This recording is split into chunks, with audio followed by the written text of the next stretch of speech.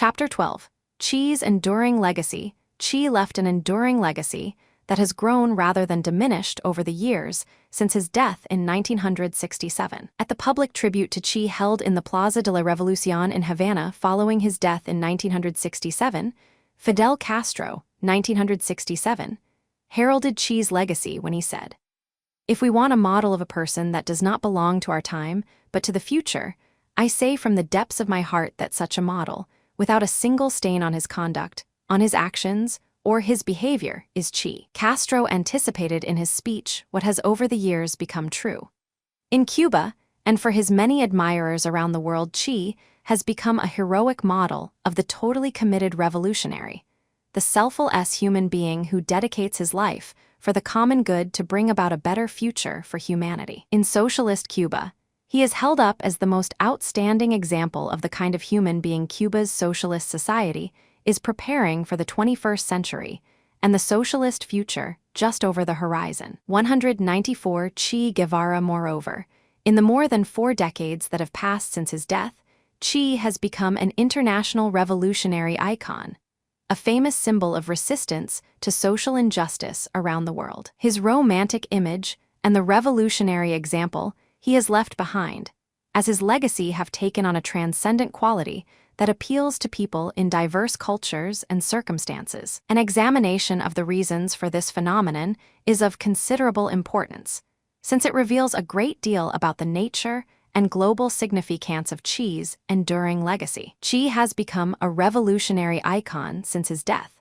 Posters displaying Che's portrait have appeared in almost every major city in the world. The Che on these posters and placards is a heroic figure, with the unmistakable beard, beret, and piercing eyes that have come to be associated with this legendary revolutionary. In many of these mass-produced portraits of Che, the heroic face that peers out from them somehow seems to combine in one human countenance all the races of mankind. His eyes and mustache appear Asiatic, Che Guevara's iconic poster image. Fitzpatrick, Che's enduring legacy. 195, while the darkness of his complexion seems African, and the shape of his nose and cheeks are distinctively European. Perhaps this partially explains why he has become an icon for radical political activists, guerrillas, rebels, leftist students, and intellectuals on every continent.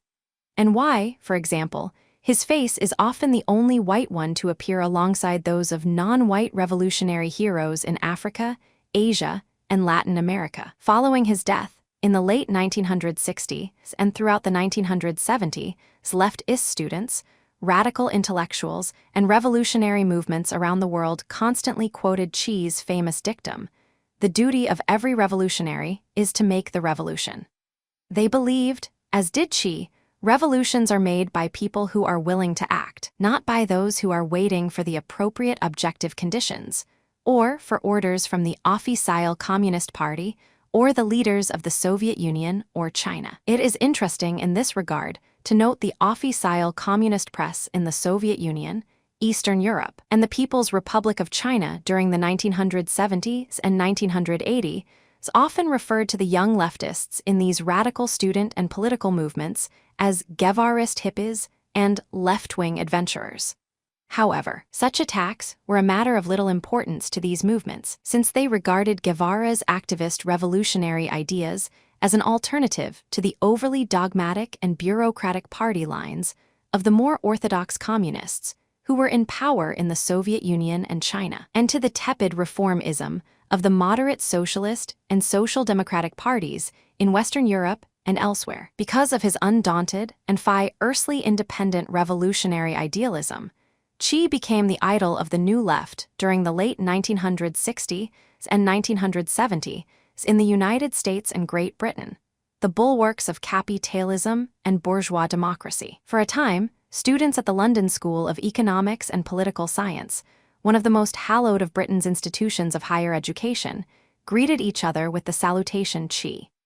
In the United States, buttons, shirts, placards, and posters with Che's face were present at nearly every anti-war demonstration during the Vietnam War years. Significantly, they have appeared again in the protests against the wars in Iraq and Afghanistan. In Latin America, where Che gave his life fighting for ideals, His name became a battle cry among leftist students, intellectuals, and workers during the 1970s and 1980s. His death at the hands of the 196 Che Guevara Bolivian army made him an instant martyr for all those who were opposed to the ruling elites and the glaring social injustices that plague this troubled region of the world. Today, many Latin Americans remember and admire him for his uncompromising revolutionary idealism, his sensitivity to the plight of Latin America's impoverished masses, the rapid worldwide fame he acquired as one of the top leaders of the Cuban government during the heady days following the Cuban Revolution, and his willingness to die for the realization of his ideals of social justice, anti-imperialism, and socialism. Che truly belongs in the pantheon of the region's most famous revolutionary leaders: José Martí, Augusto César Sandino, Emiliano Zapata, Pancho Villa, Camilo Torres, and Fidel Castro. Che's legacy in Cuba.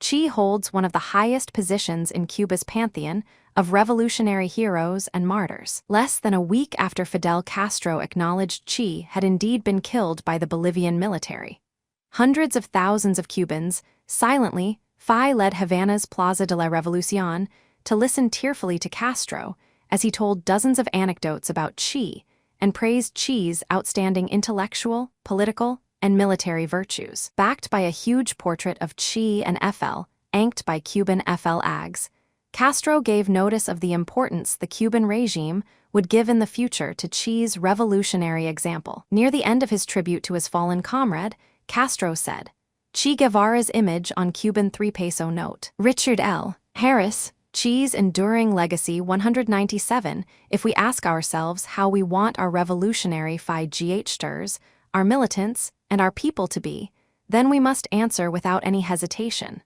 let them be like Che. If we wish to express how we want the people of future generations to be, we must say, let them be like Che. If we ask how we desire to educate our children, we should say without hesitation, we want our children to be educated in the spirit of Che. Deutschman 1994, 78.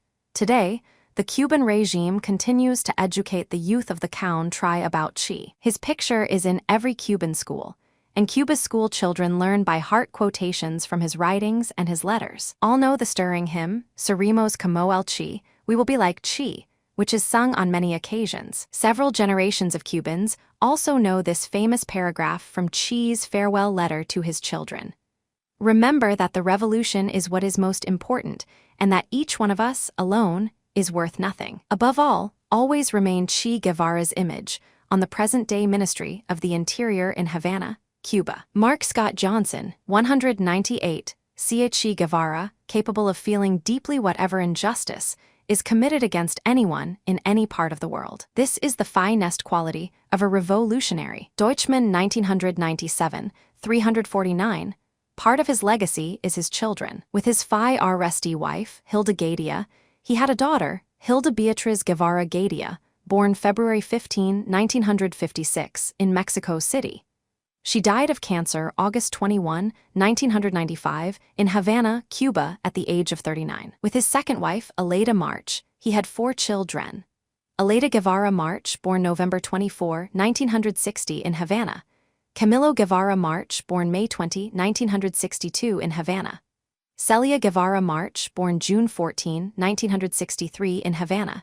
And Ernesto Guevara March, born February 24, 1965, in Havana. His daughter Aleida is a medical doctor and an important Cuban political figure in her own right. She represents the family at most public functions. His sons Camilo and Ernesto are lawyers, and his daughter Celia is a veterinarian and marine biologist who works with dolphins and sea lions. Among them they have 8 children, Che's grandchildren. It is also rumored Che had another child from an alleged extramarital relationship with Lilia Rosa Lopez, and this child is supposedly Omar Perez, born in Havana March 19, 1964, Castaneda 1998, 264-65. For a regime that wishes to instill a revolutionary socialist and internationalist consciousness in its young, there is no better example than Che. His revolutionary ideals and personal example have become part of the social consciousness of several generations of Cubans, and he remains the Cuban model for the 21st century socialist,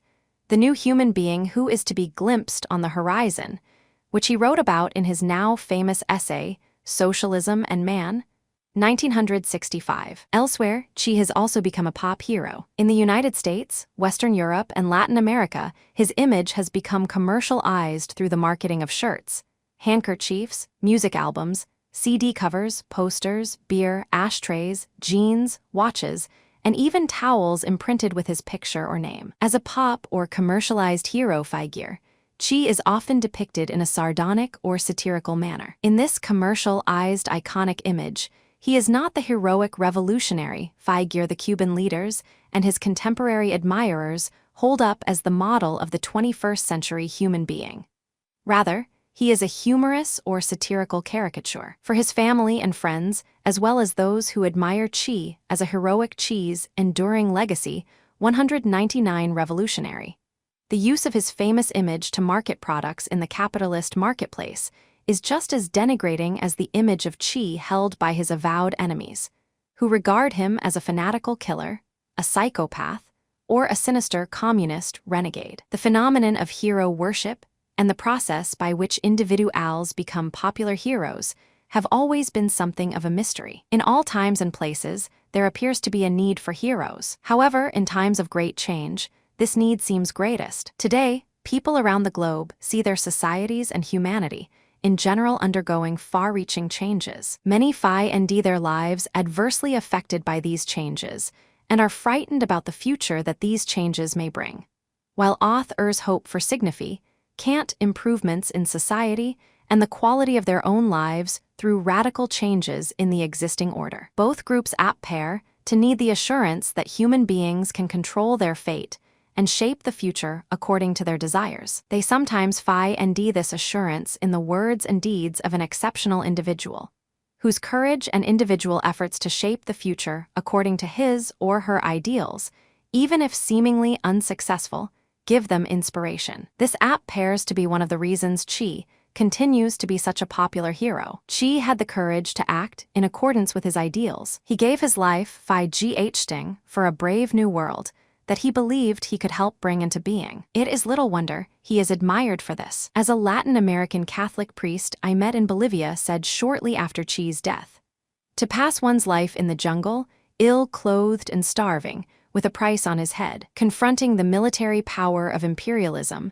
and on top of that, sick with asthma, exposing himself to death by suffocation if the bullets did not cut him down resti. A man who could have lived regally, with money, amusements, friends, women, and vices in any of the great cities of sin.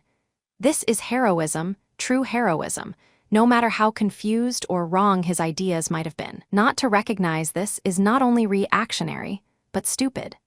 Che's exceptional devotion to the realization of his ideals was truly heroic, and indeed it would be foolish not to recognize this. Those who recognize the heroism in his character and actions cannot help admiring Che, regardless of whether they agree with his revolutionary politics and utopian ideals. Che continues to be a hero for all those who admire and are inspired by his idealism and his exceptional human courage. 200 Che Guevara El Hombre Nuevo, the NEW human being. Che's vision of the new human being, El Hombre Nuevo, inspired not only him and his comrades, but also the young Bolivian revolutionaries who followed in his footsteps a few years after his death. After escaping the Bolivian military's efforts to hunt down the last survivors of Che's guerrilla force, Inti Perito and Dario, a Bolivian whose real name was David Adriazola, went into hiding in the jungles of northern Bolivia. There they organized another guerrilla force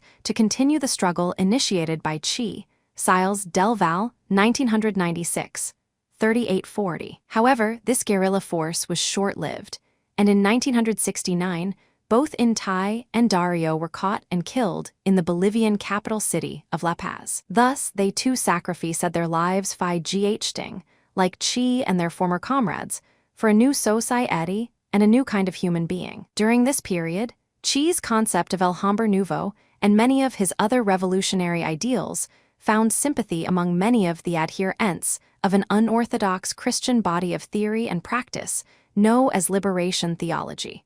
Boff and Boff, 1988. In the 1960s and 1970s, this body of socially concerned and unorthodox religious views gained significant support among the more progressive elements of the Catholic Church in Latin America. Many of its adherents established close links with the revolutionary movements in the region, and in some cases the most progressive sectors of the Church, influenced by the ideals of liberation theology, joined radical Marxist and neo-Marxist political movements in Bolivia and in other countries such as Chile, Peru, Brazil, Nicaragua, El Salvador, and Guatemala. After the deaths of Inti Peredo and Dario, this convergence of views resulted in the participation of some of the younger members of Bolivia's Christian Democratic Party in a revolutionary guerrilla movement that called itself the Ejército de Liberación Nacional, National Liberation Army, the same name used by Che's group. This movement was led by none other than Osvaldo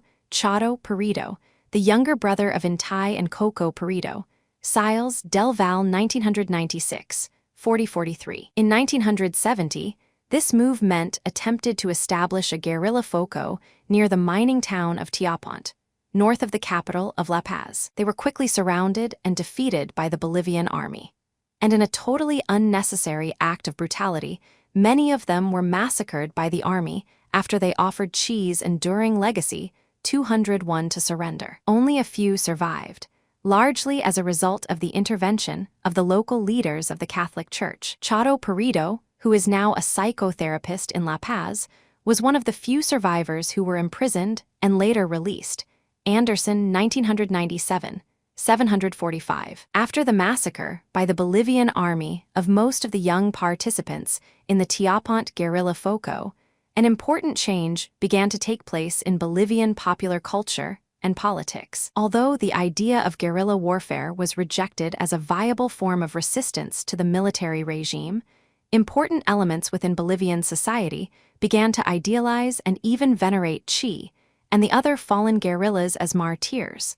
Siles del Val, 1996, 4445. Che's death, his concept of the new human being, the ideals of liberation theology. The deaths of so many idealistic young Bolivians in the revolutionary movements inspired by Che and his comrades. All these elements combine to exert a major influence on Bolivian popular culture, literature, and politics that has continued to this day. It is even possible to speak today of the sanctification of the guerrillas in the minds of many people in Bolivia. Significance and effects of Che's failed Bolivian mission indeed. The death of Che Guevara and the failure of his guerrilla operation in Bolivia have not stopped attempts to bring about meaningful change in the region through armed revolution. In fact, Che's failure helped to clarify what is needed to organize a successful armed insurrection against an unjust and oppressive regime. Subsequent revolutionary movements have appeared in Latin America and in other parts of the world since Che's death. And in most cases, they have taken into account the importance of mobilizing mass political support for their movements in urban as well as rural areas. The revolutionary movements that occurred in Central America during the late 1970s and 1980s were founded on this approach. Since the 1990s, the Zapatista revolutionary movement in southern Mexico, described in Chapter 6, and the Bolivarian Revolution in Venezuela, led by that country's leftist President Hugo Chavez Frias, have been based on mass political support organized in both urban and rural areas. Significantly, they frequently give homage to Che's revolutionary legacy. 202, Che Guevara Che's failed mission in Bolivia proved, among other things, that a well-trained and committed revolutionary guerrilla force is not sufficient to detonate a successful revolution. Che's Bolivian operation demonstrated that unless an armed movement mobilizes popular support among the middle and working classes in urban areas, as well as poorer sectors of the rural population, it will be isolated and wiped out by government troops using what are now commonly understood counterinsurgency tactics. In other words, the creation of a popular-based, multi-class revolutionary movement is widely regarded today as the basic prerequisite for a successful popular revolution. It is, of course, far more difficult to create than a guerrilla foco in a relatively isolated rural area.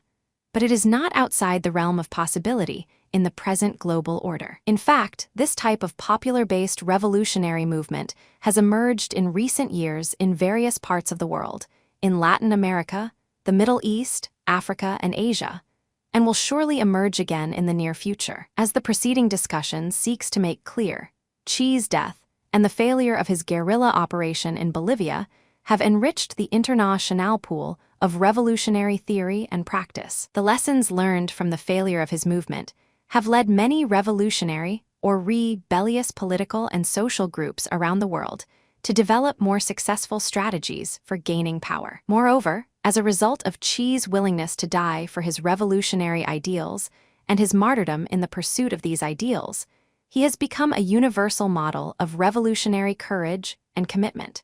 And his example continues to inspire new generations of revolutionaries and leftist political activists around the world. More than 4 decades have passed since Che Guevara was killed in the little village of La Higuera in Bolivia. However, the social injustices against which this famous revolutionary fought, arrested in the Cuban Revolution, then in the Congo, and finally in Bolivia, are very much in existence today. For this reason, Che's revolutionary life and death continue to inspire those who struggle against these injustices, particularly in Latin America. Che's revolutionary legacy can be found in the words and deeds of workers, poor peasants, middle-class university students, intellectuals, shantytown dwellers, the leaders of indigenous communities, and the landless and the homeless.